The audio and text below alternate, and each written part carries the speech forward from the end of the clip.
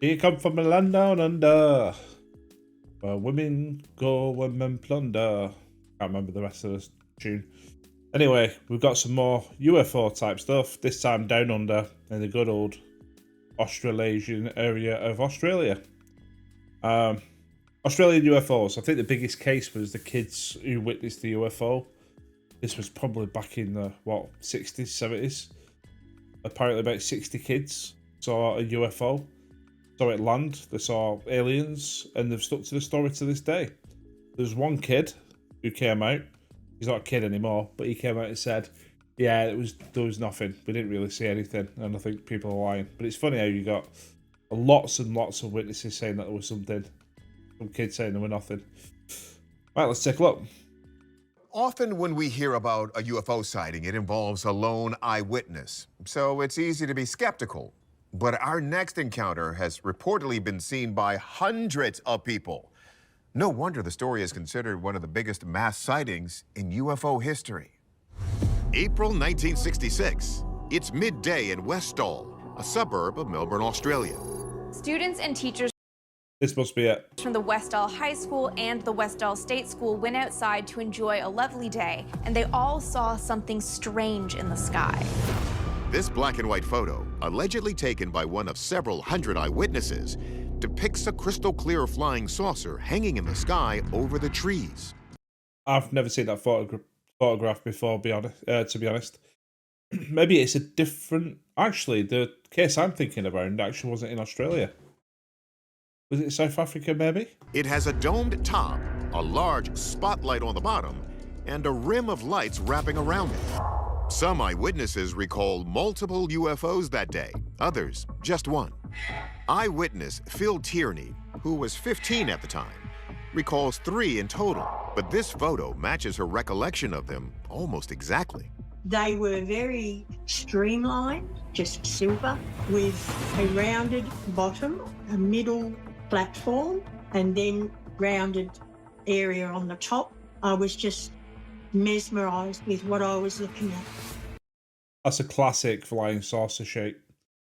It's funny though, because as time's gone on, we seem to have moved on, which to me, that kind of speaks towards technological advancements. If you look at the old photographs where they said, oh, it's like a flying saucer, and then between, like, probably after the 90s, became more black triangular craft, became more prominent, and now it's like orbs, spheres. And it seems like, and I can't imagine that a technological civilization that's, thousands of years advanced, or even hundreds of years more advanced than us, their technology would change within the span of 100 years. Wouldn't make sense. Remember, those claims come from hundreds of people, students and teachers alike. Joy Clark, who was 12 at the time, recounts what happened next. They went up in the sky and they disappeared down over to the back of an area called the Grange. Now, the Grange was bushland, pine trees. They disappeared down there for quite a while, and some of the kids had actually jumped the fence and taken off through the Grange to catch up with them. One of the students who follows the UFOs down to the Grange is 11-year-old Terry Peck. I ran through the Grange and I just stood and stared because it was really only 4 or 5 metres in front of me. After briefly hovering in the Grange, eyewitnesses say the UFOs shot off into the sky. It's funny because when kids see stuff, you tend to believe them a little bit more because they're kind of honest in what they see, but they don't quite understand what they're seeing. Leaving hundreds of eyewitnesses on the ground, perplexed. As the story spreads, more eyewitnesses emerge. This wasn't the only sighting in the area. A second photo emerged in the wake of this incident that was allegedly taken just days earlier, showing a very...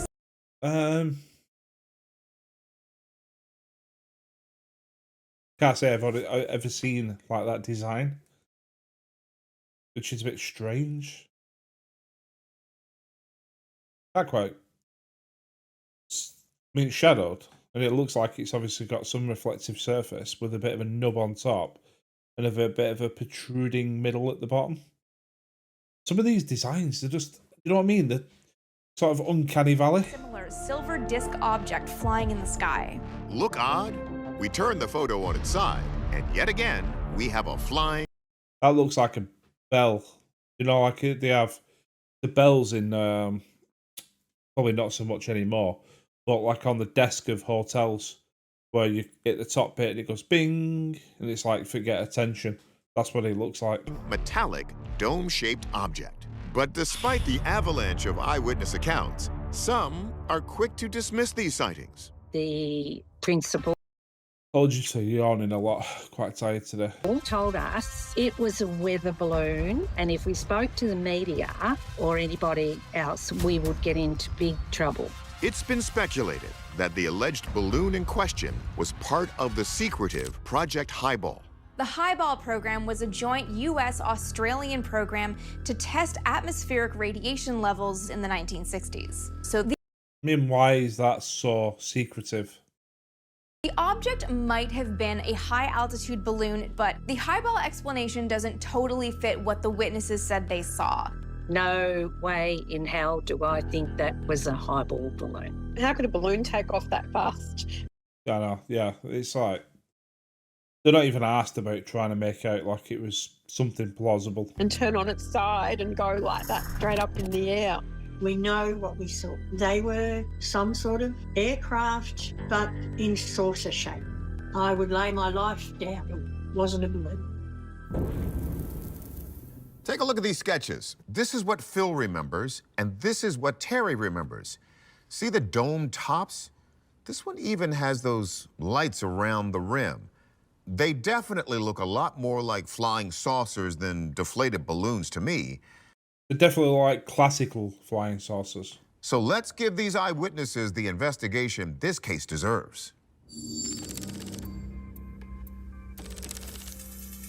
Hundreds of witnesses and 2 photos that might prove it all. Does that mean something really did happen in Westall? Is there something else in that photograph, the top left? Looks like there's another artifact in the picture. Yeah, I think the fact that hundreds of people reported seeing something Go on, Mick. Got a balloon. means that something was actually there. It doesn't mean that it was an alien spaceship, but it means that there was something in the air. So we don't think the sighting itself is a hoax. However, the same can't be said for that black and white photo. The lighting itself seemed weirdly inconsistent. We had these very, very dark trees in the foreground. We have some light on the grass here, but that would be coming from above. This looks like it's kind of lit from below. It doesn't seem like something that's actually there in this scene.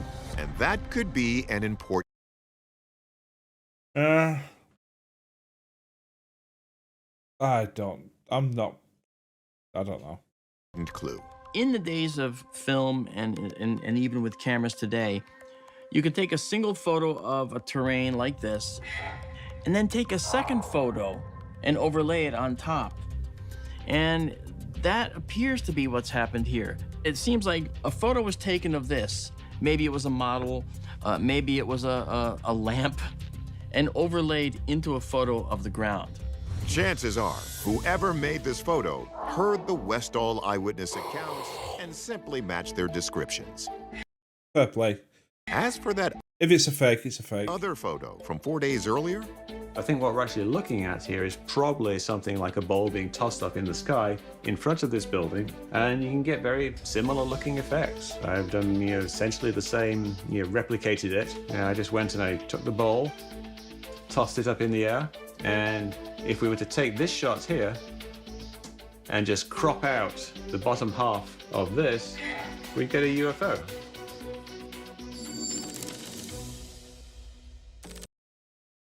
I never understood. Yeah, I mean, fair enough, right? Yeah, he's saying we could recreate it.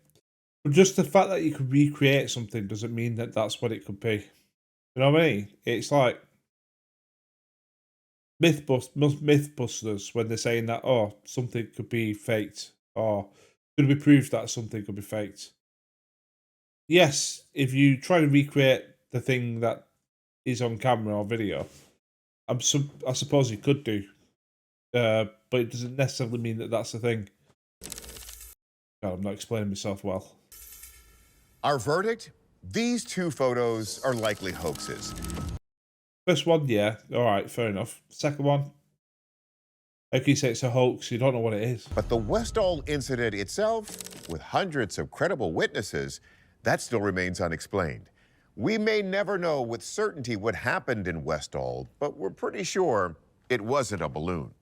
I mean, fair enough. I don't think it was a balloon because witnesses don't stick to the story like 50, 60 years later and go, yeah, it definitely wasn't. And have that same vigor of, it definitely wasn't a balloon. So I believe that what they saw was definitely not a balloon. All right. Anyway, that's enough for this one.